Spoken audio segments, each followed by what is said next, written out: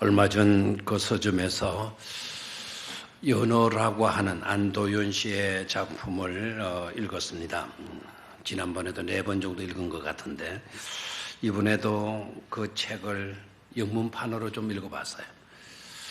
채식주의자라는 것을 번역해가지고 한강 씨가 쓴 세계적인 그 상을 받게 만들었던 그 번역가가 연어라고 하는 이 책도 번역을 영어로 해놨더라고요. 그 책 가운데 이런 감동적인 대목이 나와요. 그 은빛 연어가 그 연어책의 그 연어들의 주인공이 되는데, 이 은빛 연어가 그 연어 떼가 이제 상류할 때, 그때 뒤에서 곰이 나타나서 덮쳐요. 자기 먹잇감을 덮치는데, 그때 맑은 눈 연어, 눈이 아주 예뻐가지고 맑은 눈 연어라는 이름을 붙였던 것 같아요. 맑은 눈 연어가 그 은빛 연어를 지켜줘요. 대신에 자기가 다쳐요. 등 지느러미에 큰 상처를 입고 피가 뚜룩뚜룩 떨어지게 되었어요. 은빛 연어가 위기에서 벗어나게 되니까 늘 감사하잖아요. 그리고 항상 자기 곁에서 관심을 기울여주고 보살펴주는 눈 맑은 연어, 그 연어를 누나라고 부르는데, 그 연어에게 이렇게 말을 해요. 은빛 연어가 너 많이 아프겠구나. 너 많이 아프겠구나. You must be in terrible pain 이라고 하는 말을 해요. 너 많이 아프겠구나. 그렇게 말을 하니까 눈 맑은 연어가 이렇게 말을 해요. 나 괜찮아. I'm okay. 난 아프지 않아. I am not hurt. 난 아프지 않아. 네가 아프지 않다면 나도 안 아픈 거야. If you are not hurt, then neither am I 라는 말을 해. 네가 안 아프면, 네가 괜찮으면 나도 괜찮은 거야. 네가 다치지 않았다고 한다면 나도 다치지 않은 거야. 가슴 뭉클하게 만드는 그런 대목이 나와요. 난 괜찮아. 네가 아프지 않으면 나도 아프지 않은 거야. 여러분, 어떻게 이렇게 될 수가 있을까요? 눈 맑은 연어가 그냥 거짓말 할까요? 남 기분 좋게 하기 위해서 이런 말을 하고 있는 걸까요? 저는 그런 것이 아니라고 봅니다. 그렇게 등 지느러미가 찢어져서 피가 줄줄 흐르고 있는데도 불구하고 난 괜찮아. 난 아프지 않아. 네가 아프지 않으면 나도 아프지 않은 거야. 이렇게 말할 수 있었던 거는 눈 맑은 연어가 은빛 연어를 사랑하고 있었기 때문인 줄로 믿습니다.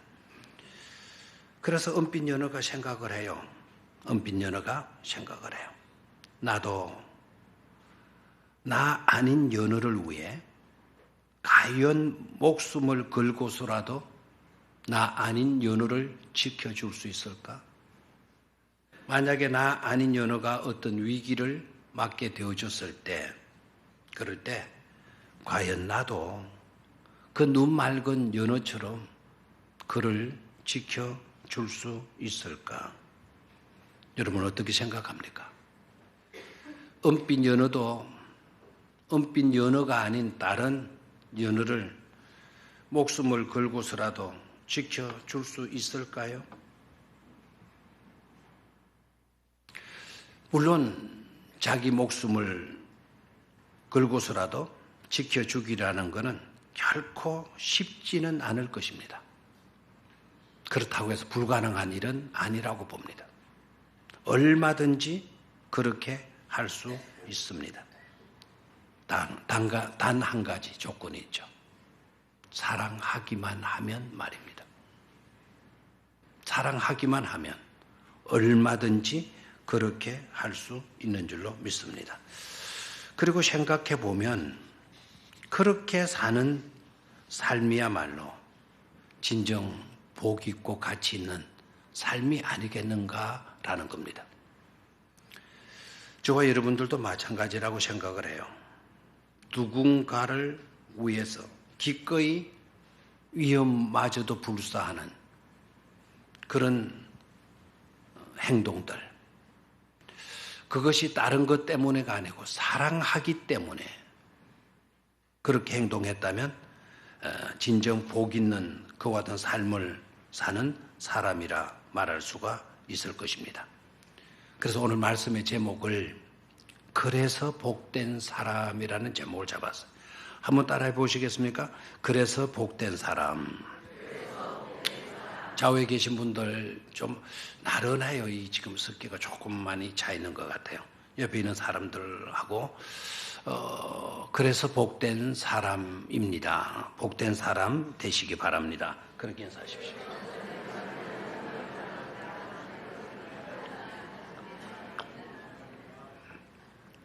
첫 번째로 그래서 복된 사람은 사랑이 동기가 되어 살아가는 사람이에요. 한번 따라 하십시오. 사랑이 동기가 되어 살아가는 사람. 사람을 변화시키고 세상을 변화시키는 가장 강력한 무기, 가장 강력한 무기가 있다고 한다면 그게 뭘까요? 그렇죠. 아마 알아가지고 대답한 게 아니고 눈치로 알았을 것 같아요. 사랑이 동기가 되어 살아가는 사람이라는 단락을 따라했으니까요.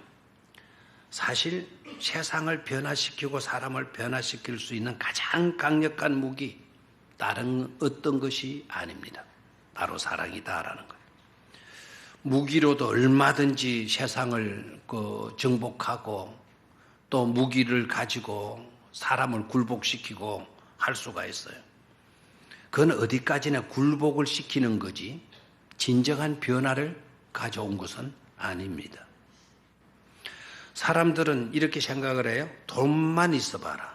돈만 있으면 얼마든지 사람을 변화시킬 수 있고 세상을 변화시킬 수 있다라고 이야기를 해요. 돈만 있으면 좋은 시설 갖추고 휴양지 만들어 놓고 산책 코스 만들어 놓고 운동기구 갖다 놓고 얼마든지 받고 세상을 변화시킬 수 있을 것입니다. 그런 식으로 또 생각을 해요. 그런데 그런 것이 아닙니다. 사랑이 동기가 되는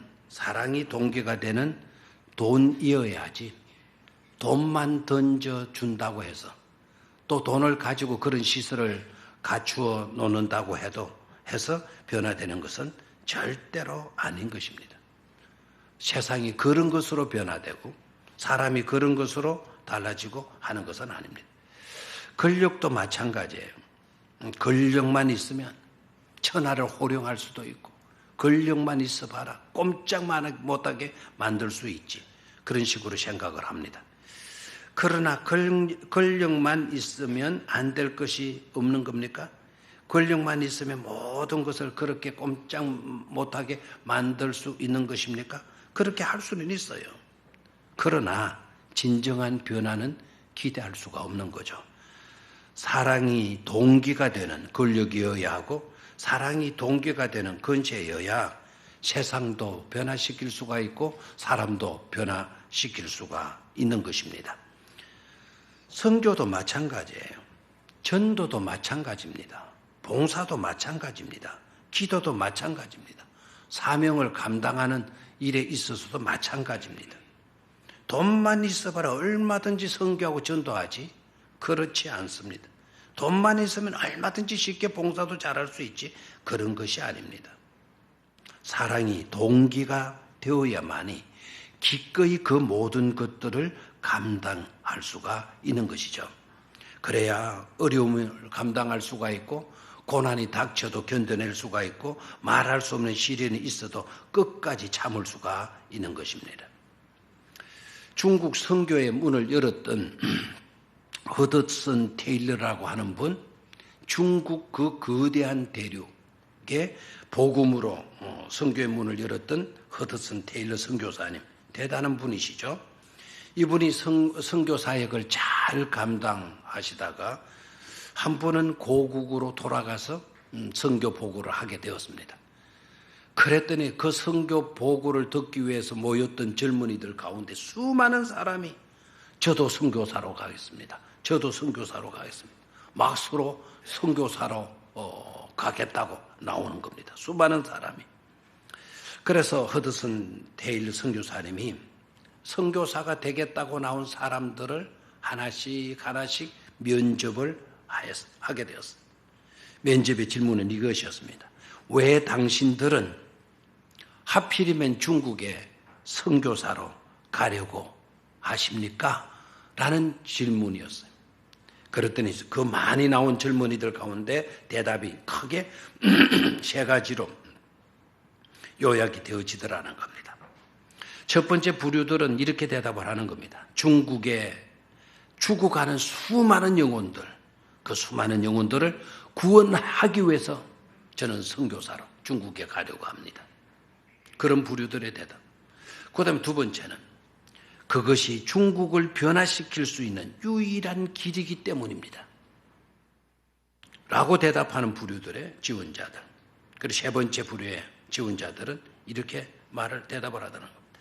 그것이 하나님의 소명이기 때문에, 그것이 사명이기 때문에, 그것을 위해서 하나님이 나를 부르셨기 때문이라고, 중국 선교사로 가라고 하나님이 나를 소명하셨기 때문이라고 힘주어 말을 하더라는 겁니다.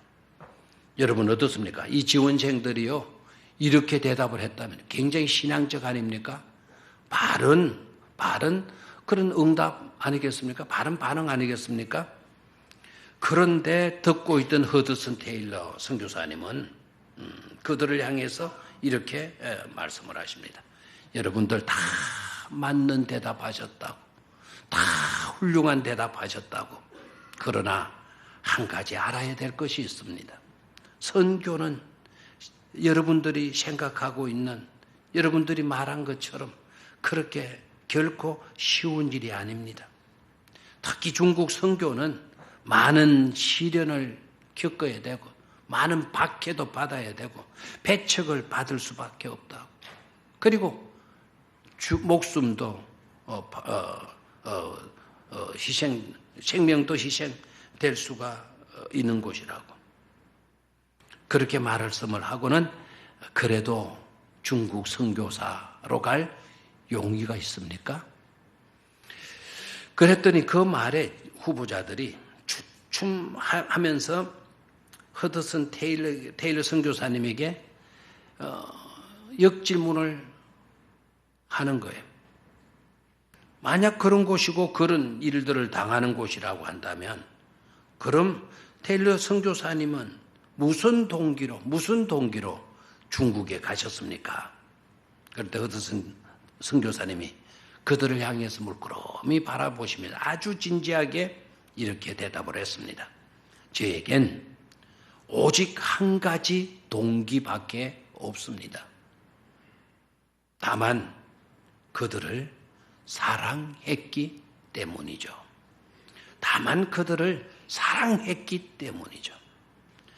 그렇습니다. 사랑은 힘이고 사랑은 능력입니다. 사랑은 참음이고 사랑은 믿음이고 사랑은 영원한 것입니다. 사랑은 전부이고 사랑이 아니면 아무것도 아닌 것입니다. 사랑은 사람을 기쁘게 노래하게도 하고 사랑은 사람에게 주어진 형벌을 제거하게도 하고 사랑은 원수를 쫓아내게도 하고 사랑은 축 늘어진 팔을 올려 세우기도 하는 것입니다. 그러기에 사랑이 동기가 되어질 때 그 사랑을 입은 사람들은 누구이든지 간에 노래하고 기뻐하며 즐거워하며 춤출 수가 있게 되는 것입니다.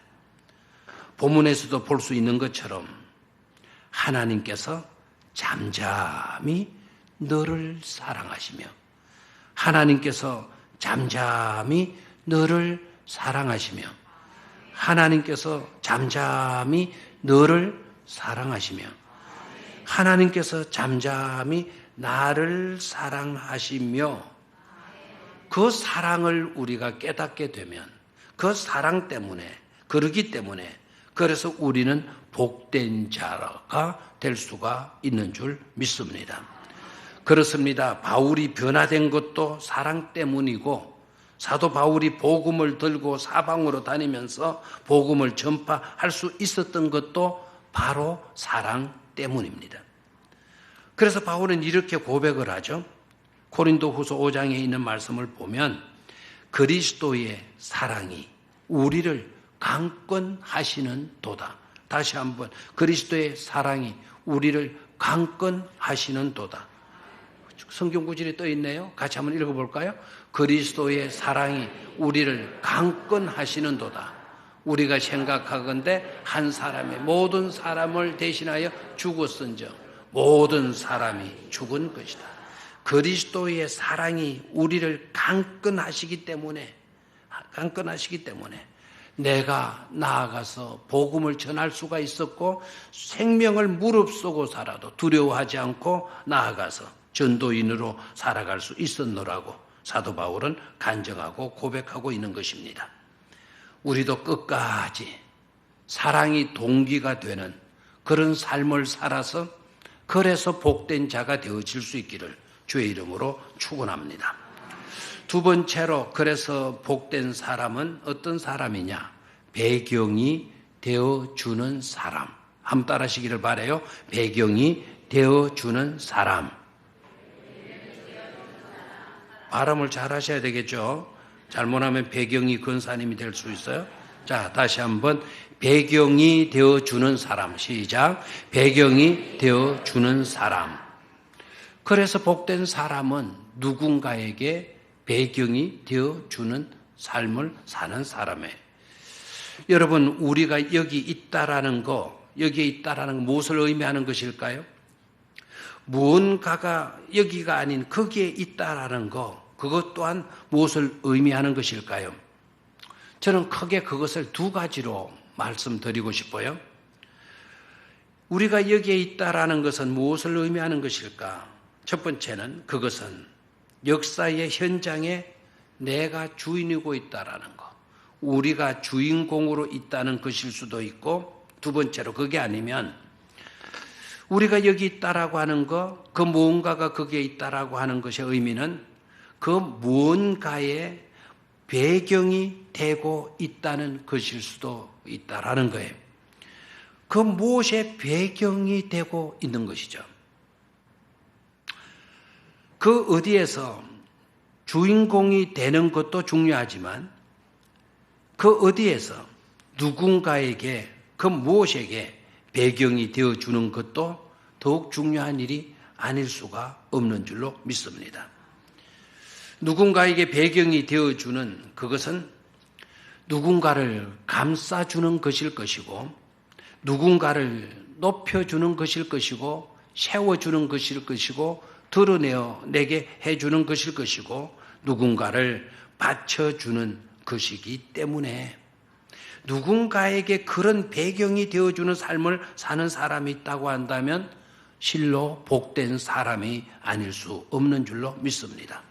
꼭 내가 주인공이 되어야만, 꼭 내가 부각되는 그런 인물이 되어야만 유명한 게 아니고 잘된 게 아니다. 그 누군가가 그렇게 될 수 있도록 만들어주고 배경이 되어주는 그런 삶을 사는 사람도 실로 복된 사람이다라는 것이죠. 별이 빛나는 것은 여러분 캄캄한 밤 하늘이 배경이 되어주기 때문 아닐까요? 저기에 빨갛게 피어있는 저 꽃들이 그토록 아름다울 수 있는 것은 그 꽃을 받쳐주는 푸른 잎들이 있는 것이고 그 꽃이 뿌리를 내릴 수 있는 땅이 배경이 되어주기 때문 아니겠습니까? 우리가 춤추고 우리가 노래하고 우리가 기뻐하고 처졌던 우리의 어깨를 높여 세워서 춤출 수 있는 것도 사실은 하나님의 은혜가 배경이 되기 때문인 줄로 믿습니다. 만약 그런 배경이 없다면 하나의 덩어리나 무더기에 지나지 않을 것입니다. 만약에 그런 배경이 없다고 한다면 단지 하나의 물체에 지나지 않을 것입니다. 우리가 역사의 무대에서 주된 역할을 감당하며 사는 것도 정말 귀하고 귀하지만, 그러나 그것 못지않게 누군가의 그 무엇에 배경이 되어주는 것도 참으로 귀하고 복된 것임을 잊지 말아야 될 것입니다. 이 세상에서 그래서 복된 사람은 누군가의 배경이 되어주는 사람임을 우리가 오늘 깨닫고 살아서, 그래서 복된 사람으로 다 발견될 수 있기를 주의 이름으로 축원합니다. 세 번째, 그래서 복된 사람은 희망으로 싹트게 하는 사람이다 라는 거예요. 한번 따라 하십시오. 희망으로 싹트게 하는 사람이다. 여러분, 부정의 생각, 부정의 말이 무슨 이유가 어디에 있죠? 부정적인 생각, 부정적인 말을 하게 되면, 지난번에 제가 두 가지로 말씀을 드린 기억이 나요. 부정적인 마음을 가지고 부정적인 생각을 하고 부정적인 말들을 하게 되면 얼마나 그것이 무섭고 위험한 것인가. 첫 번째는 파괴적이다 그래서. 부정적인 생각이 들어가면 파괴돼요. 관계성도 파괴되고 세웠던, 건설해 놓았던 모든 것들도 무너지게 되어져 있어요. 그리고 두 번째, 부정적인 생각과 부정적인 말이 무서운 것은 전념성이 강하다라는 거예요. 한마디 부정적인 말 하게 되면 그 한마디 말로 절대로 끝나지 않아요. 그것이, 그 말이 내 입에서 뱉어졌다고 한다면 그 말을 들은 사람들은 암암리에 그 부정적인 말에 오염이 되어져 버린 거예요. 12정탐꾼 이야기 잘 알잖아요. 10사람이 정탐하고 돌아와서 부정적인 말을 했어요. 딱 두 사람, 누가만 긍정적인 말을 했죠? 여호수아와 갈렙만 긍정의 말을 했어요. 그런데 여러분, 10사람이 부정적인 말을 했습니다. 부정적인 생각을 가졌어요. 그들이 부정적인 보고를 했어요. 그럼 10사람 부정적인 말 그걸로 끝난 겁니까? 여호수아와 갈렙을 제외하면 나머지 모든 사람들이 다 10사람의 부정적인 말에 오염되고 말았잖아요. 그리고 다 탄식하잖아요. 다 절망하잖아요. 되돌아가자고. 차라리 안 나왔으면 좋을 뻔했다고. 늦었어도 지금이라도 돌아가는 것이 낫다고. 이렇게 나오죠. 그래서 부정적인 생각, 부정적인 말은 굉장히 무서운 거예요. 그런데 그건 못지않게 부정적인 생각, 부정적인 말이 또 갖는 무서운 점이 있어요. 그것이 바로 뭔가 하니까, 부정적인 생각과 부정적인 말은 절대로 누구에게도 희망을 안겨주지 못한다는 사실이에요. 여러분, 부정적인 말을 듣고 나 꿈이 생긴다? 부정적인 말을 듣고 나 희망을 가졌어? 이런 사람 봤어요? 여러분, 마음에 부정적인 생각이 자리 잡고 있는데 희망이 생깁니까? 거기에 막 비전이 보이고 꿈이 보입니까? 부정적인 생각과 부정적인 말이 정말 무서운 것은 그 누구에게도, 그 어떤 사람에게도 희망을 안겨주지 않는다는 점이에요. 그렇다면 반면에 긍정의 생각, 긍정의 말이 중요한 것은 어디 있을까요?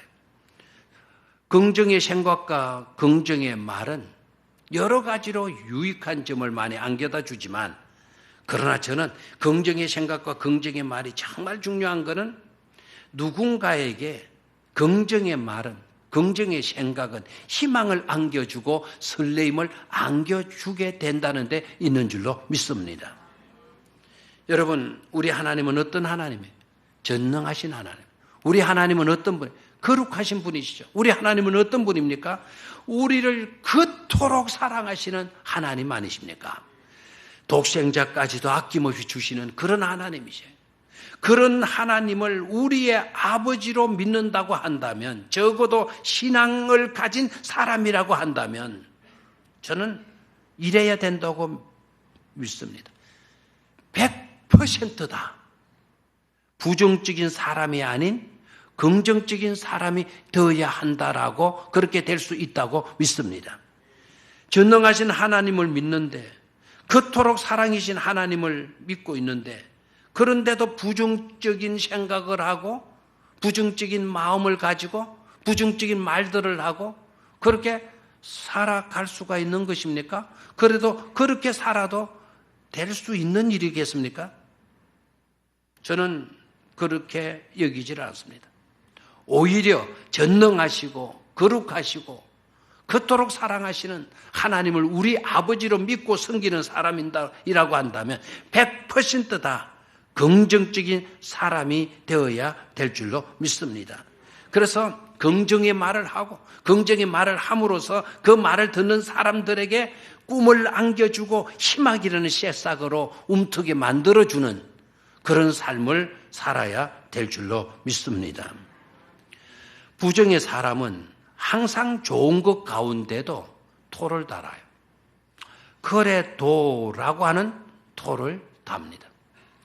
이번에 러시아에서 갔다가 스웨덴, 그 북유럽 스웨덴을 들렸어요. 스웨덴을 들리니까 마침 그 왕궁 수비대 교대 시간이 됐어요.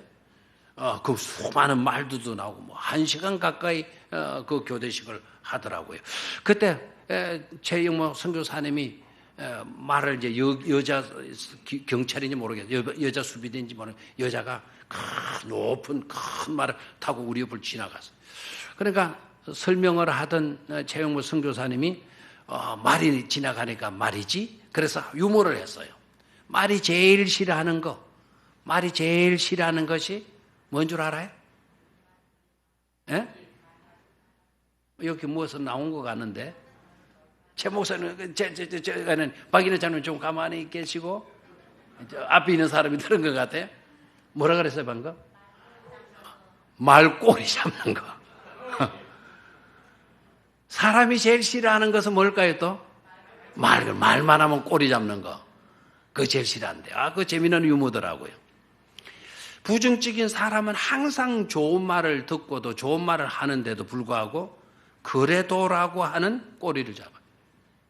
가령 하나님은 우리를 사랑하셔서 풍성한 은혜를 주십니다. 독생자까지도 주셨습니다. 부족함 없는 은혜를 주십니다. 때를 따라 돕는 은혜를 주십니다. 이른 비의 은택과 늦은 비의 은택으로 우리를 돌봐주시는 하나님이십니다.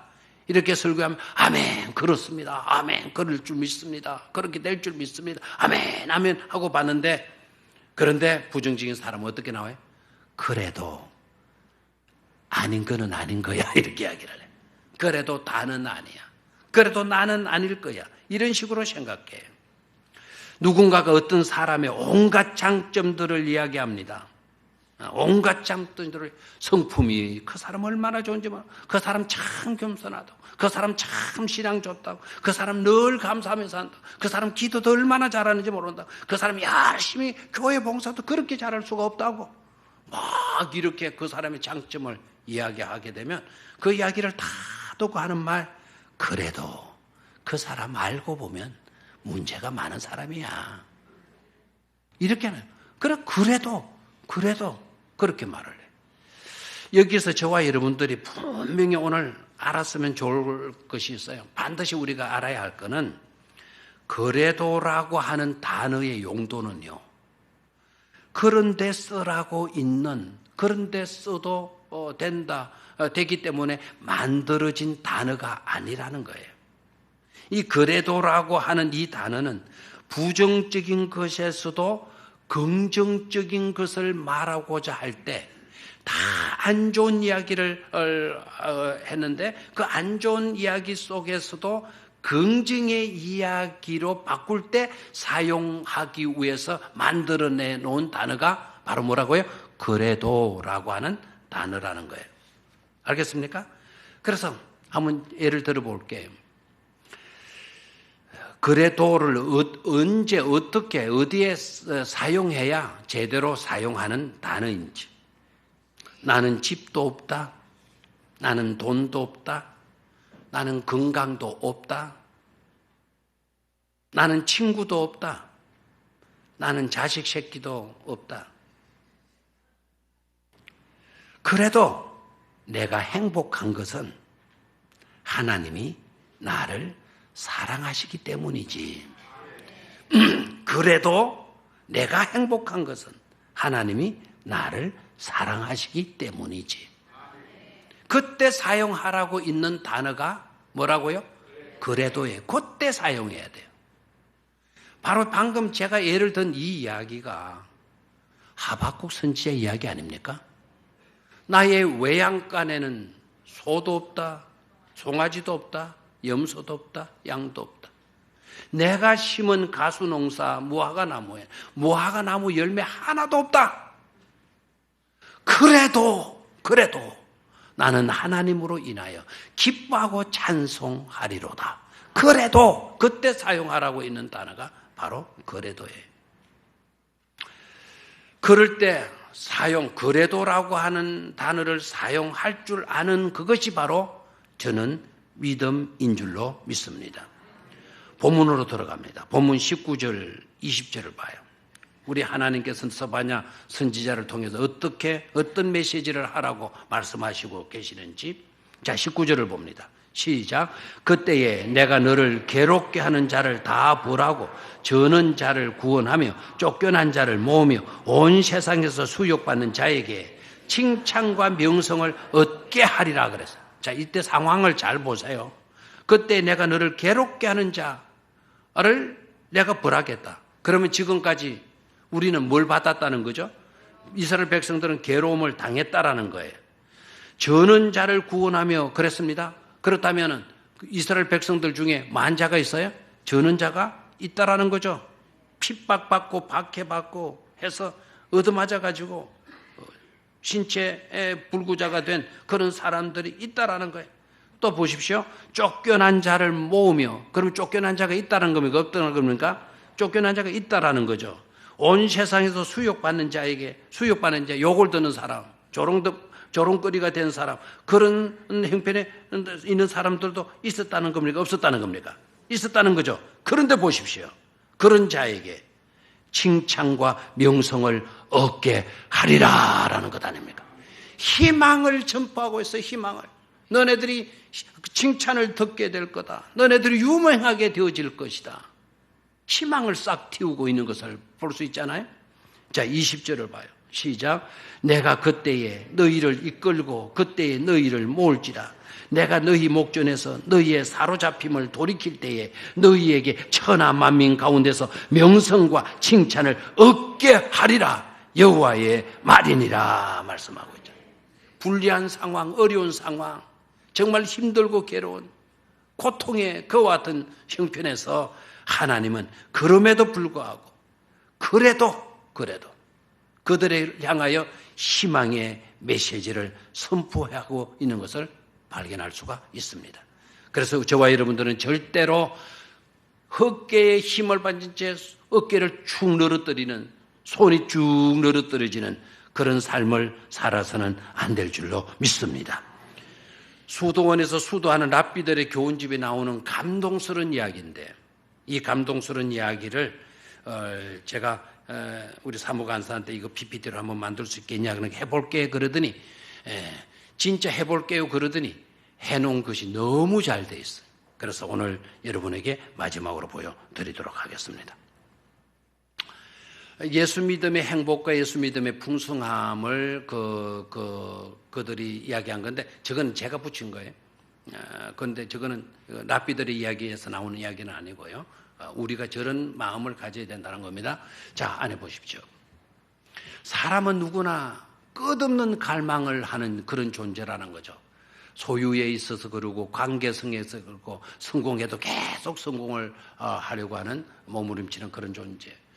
그 외에도 수많은 것을 구하면서 살아가는 존재가 우리 인간이라는 거예요. 그러나 세상 무엇으로도 우리 영혼은 채워질 수가 없죠. 오직 어떨 때에만 내 마음에 예수 그리스도가 계셔야 돼요. 예수 그리스도를 모셔들여서 내 안에 예수님을 모시고 살 때에만 우리는 풍성한 은혜를 누리게 될 수가 있는 겁니다. 저거는 그 격언집에 나오는 이야기가 아니에요. 자, 지금부터 봅니다. 모세의 이야기인데, 가나안을 목전에 두고 죽게 된 모세의 이야기 잘 알죠?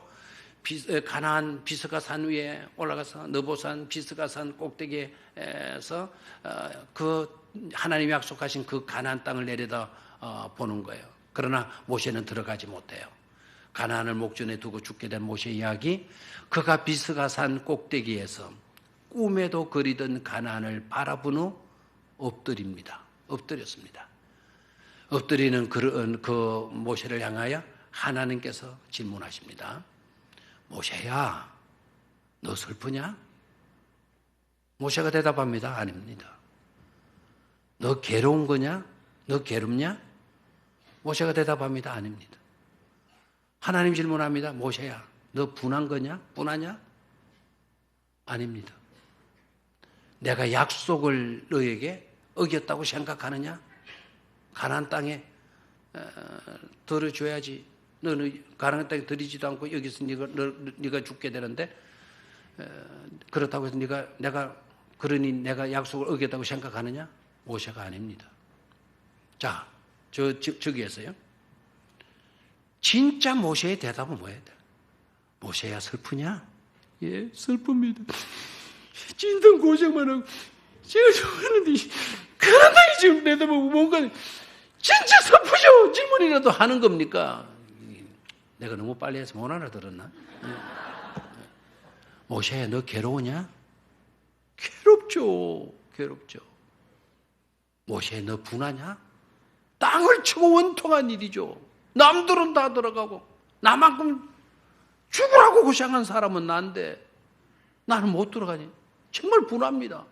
이래 나와야 될 거 아닙니까? 내가 약속을 어겼다고 생각하느냐? 어겼죠. 백만 어겼죠. 이건 아니지 않습니까? 이렇게 나와야 돼요. 모세야, 슬프냐? 아닙니다. 모세야, 괴로우냐? 아닙니다. 모세야, 분하냐? 아닙니다. 모세야, 내가 너에게 약속을 어겼다고 생각하느냐? 아닙니다. 그 다음 하나님이 질문 또 합니다. 모세에게. 그럼 왜 엎드려 있느냐? 모세가 대답합니다. 무척 너무나 행복해서입니다 라는 거예요. 감동이 별로 안 하나요? 두 가지 현상이죠. 너무 감동이 돼서 표현이 없을 수도 있고, 하나는 멍청해서. 그럼 왜 엎드려 있느냐? 모세가 어떻게 대답했다고요? 무척 행복해서. 아멘 안 나오나요? 들어가야 되겠죠, 여러분들 오로지. 그 다음 모세의 생각을 보죠. 하나님, 어느 누가 하나님께서 만들어주신 음식을 먹었습니까? 어느 누가 주께서 주신 반석의 샘물을 마셔보았겠습니까? 저는 먹었고 저는 마셨습니다. 하나님과 함께 했던 광야가 제게는 곧 가나안이었습니다. 제게는 가나안이었던 것이죠. 얼마든지 아닙니다. 얼마든지 그렇습니다 해야 될 환경에서도 그래도 모세는 오히려 감사하고 있어요. 저와 여러분들의 삶이 이러할 수 있어야 될 줄로 믿습니다. 자, 그래서 행복한 사람 요약합니다. 첫 번째 어떤 사람이다? 사랑이 동기가 되는 삶을 사는 사람이다. 두 번째 어떤 사람이다? 배경이 되어주는 사람이다. 세 번째 어떤 사람이다? 희망을 싹트게 하는 사람이다. 아멘. 그런 성도들이 되시기를 주의 이름으로 축원합니다. 하나님 아버지,